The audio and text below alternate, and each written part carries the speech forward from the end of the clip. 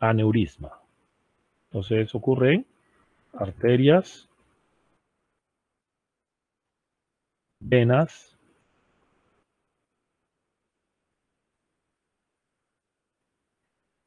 linfáticos. ¿Sí? Es una dilatación anormal. Es una dilatación anormal del tubo. ¿Okay? También puede verse eso como un divertículo. ¿Y eso dónde ocurre? Tubo digestivo,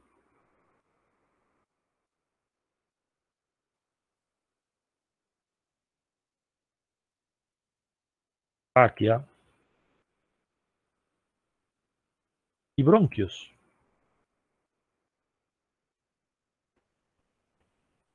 Y también en las vías biliares. Y vías urinarias. Una dilatación anormal del ureter, por ejemplo, es un divertículo ureteral. Divertículo ureteral. Una dilatación de esta anormal en una arteria es un aneurisma de esa arteria. ¿Ok? Entonces, por lo menos tenemos aneurismas de la arteria cerebral media. ¿Sí? Se llaman diferentes dependiendo de dónde están. Si es una dilatación de estas anormal en el colon, es un divertículo del colon. Si es en el esófago, divertículo del esófago. Si es en la faringe, divertículo faríngeo. Tráquea, divertículo traqueal. Pero si es una dilatación así anormal en la vena yugular interna, aneurisma de la vena yugular interna. ¿Ok? Pues se llaman diferentes dependiendo de dónde están. ¿Ok? Las compresiones intrínsecas o las lesiones intrínsecas que producen este tipo de signo radiológico dependen del contenido de la pared, porque eso viene de la pared, viene de la propia pared del tubo que estamos evaluando. Entonces, para eso, nosotros tenemos que recordar la pared, de qué está formada la pared de los tubos. La pared de los tubos tiene una mucosa, ¿no? Un endotelio. A nivel de las estructuras vasculares, es un endotelio vascular a nivel de las estructuras del tubo digestivo y respiratorias. Es una mucosa respiratoria, mucosa del tubo digestivo, urinaria también es un endotelio urinario, y así hay células por dentro en la pared, aquí tapizando. Después del endotelio tiene lo que se conoce como una múscula, bueno, en lo que es, en todos los tubos, menos los vasos sanguíneos, viene también una submucosa. Es una pequeña región que está allí que tiene vasos linfáticos. ¿Okay? Pero eso no aparece en los vasos sanguíneos, la submucosa no está en los vasos sanguíneos. Es los únicos tubos que no tienen submucosa. Después viene la muscular. Es una capa muscular que tienen todos los tubos, vasos sanguíneos, vasos linfáticos, tubo digestivo, urinario, traquibronquios, todos tienen la muscular. Varía dependiendo de qué tubo es, si tienen 2 capas, 3 capas, si es más fuerte la capa, más delgada, ¿sí? Incluso entre los mismos vasos sanguíneos varía porque la capa arterial de muscular es mucho más gruesa que la capa muscular de las venas, por ejemplo. Pero hay una muscular. Aquí estamos viendo las capas que hay, ¿sí? Y después de la muscular viene lo que se conoce como una serosa o también se le llama adventicia. Eso es importante. Es una capa de colágeno que recubre el tubo y lo protege. ¿Ok? Entonces, las lesiones intrínsecas propias de la pared pueden venir de cualquiera de estas capas. ¿Sí? Por ejemplo, si es un tumor benigno del endotelio vascular o del endotelio de la mucosa del tubo digestivo, pues se trata de un adenoma, porque es de la mucosa. Puede ser un tumor maligno de la muscular, entonces si es arterial, por ejemplo, un sarcoma de la pared arterial, y así va a depender. La cosa es que vienen de estas capas. Bien. Ok. Después están las lesiones extrínsecas. Las lesiones extrínsecas dependen de las relaciones anatómicas del tubo. ¿Okay? Relaciones anatómicas del tubo, es decir, lo que está al lado del tubo. ¿Sí? Por ejemplo, Las vías urinarias, vamos a decir el ureter, ¿sí?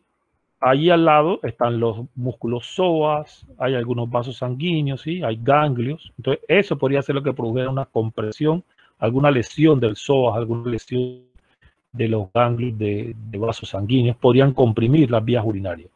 Yo no esperaría que hubiera una compresión, digamos, por un tumor del hígado en las vías urinarias, porque el hígado está adelante, anterior, está intraperitoneal, mientras que los ureteres están retroperitoneales. Entonces, ¿de qué dependen las compresiones extrínsecas de los tubos? De las relaciones anatómicas, estructuras que están a los lados, adelante, atrás, a la derecha, a la izquierda, ¿sí? Pues dependen de las relaciones anatómicas de cada tubo. ¿Okay? Las estrecheces y las obstrucciones, ¿sí? Ambas suceden usualmente por las mismas cosas.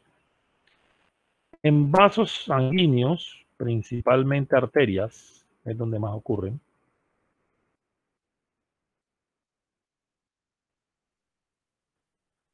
La causa más frecuente es la arteriosclerosis.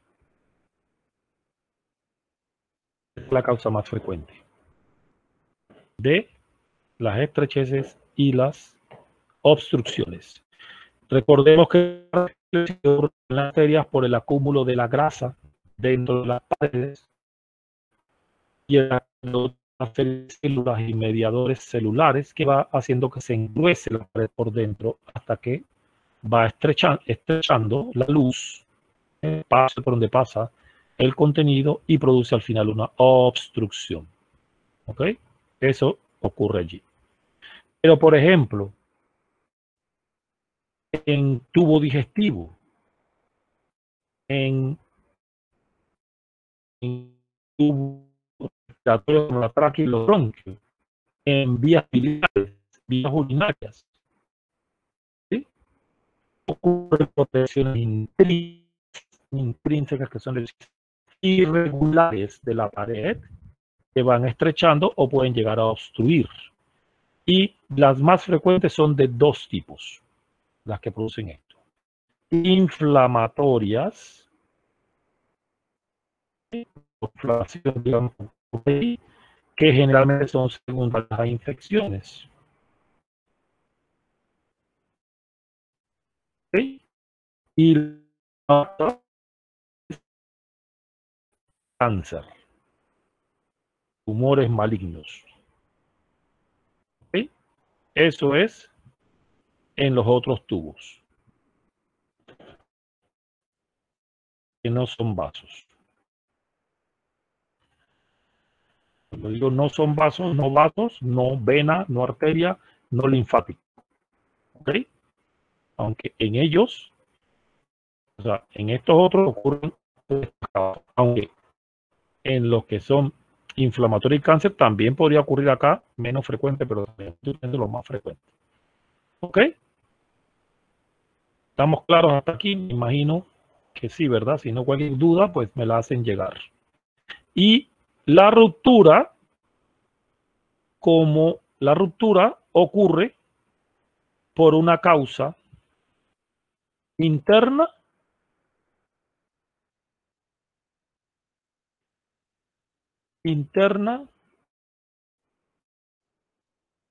o externa. ¿Sí? Es decir, si tengo si es una arteria y se aumenta la presión aquí y ese vaso está un poco frágil, ese vaso sanguíneo, esa arteria, ¡pap!, se puede romper y sale la sangre, produce una hemorragia. ¿Ok? Pero también puede ser que un paciente reciba un trauma abdominal cerrado con un golpe y eso hace que se rompa, digamos, el colon. Entonces eso ya es una causa externa. O que alguien le meta una puñalada aquí en el cuello y la laringe. Entonces es una causa externa. ¿Sí? Entonces, las rupturas de la pared de los tubos va a ser por causa interna o externa. Esto funciona casi que como la fractura. ¿Sí? Ya sea por aumento de la presión o fragilidad de la pared o por una causa externa de un trauma. Generalmente es por fuerzas, ¿sí? Aumento de presiones, aumento de diversas fuerzas internas o por una fuerza externa. Entonces, así es que se van a ver diferentes patologías dependiendo de qué estemos hablando, en qué tubo estemos hablando. ¿Ok? Espero que se me haya confundido y que haya explicado adecuadamente. Y de todas maneras, yo les envío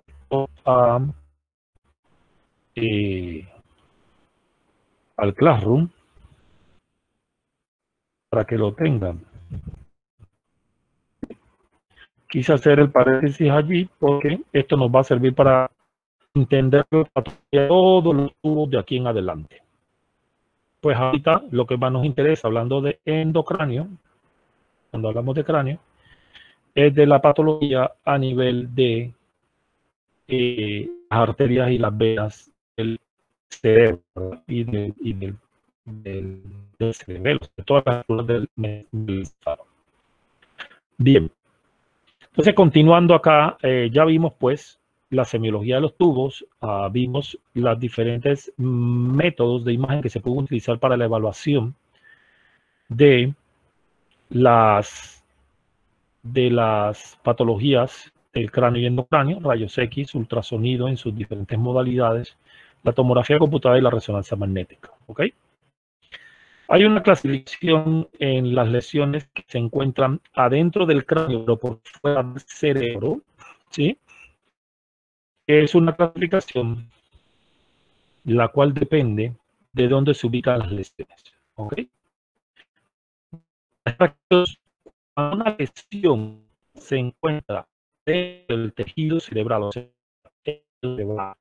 en el cerebro, es decir, está dentro del tejido intraaxial. Intraaxial se conoce. O sea, está adentro del tejido, del céfalo. Eso es una lesión intraaxial. Es importante que lo manejen porque cuando se habla de una lesión intraaxial, ustedes sepan de qué se está hablando. Es del tejido del encéfalo. ¿Ok?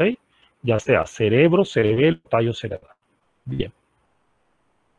Cuando hablamos de lesiones extraaxiales, son lesiones que están por fuera de este tejido. Y por fuera de este tejido se ubican varios espacios. Estos espacios están limitados por las membranas que rodean el encéfalo y por el cráneo. ¿Ok? Entonces, recordemos primero las membranas que rodean el encéfalo. En las membranas que rodean el encéfalo tenemos tres, ¿verdad? La dura madre, que tiene como dos hojas o dos repliegues. Esta que está aquí es la dura madre, pero que están bien juntas, ¿sí? Esas repliegues están bien juntas. ¿Dónde se separan? Se separan en ciertas estructuras venosas, estas venas que se llaman los senos venosos.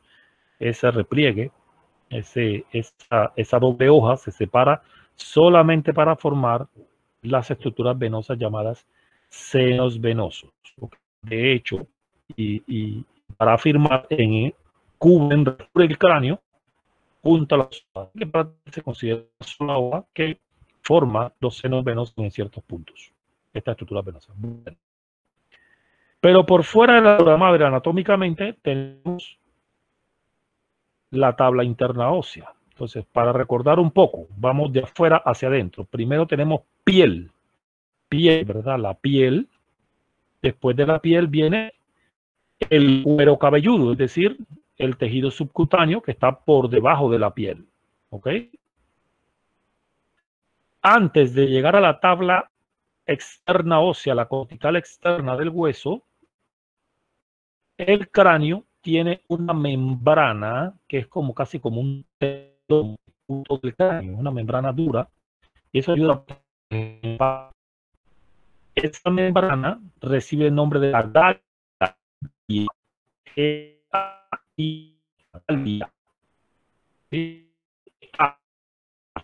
¿Ok?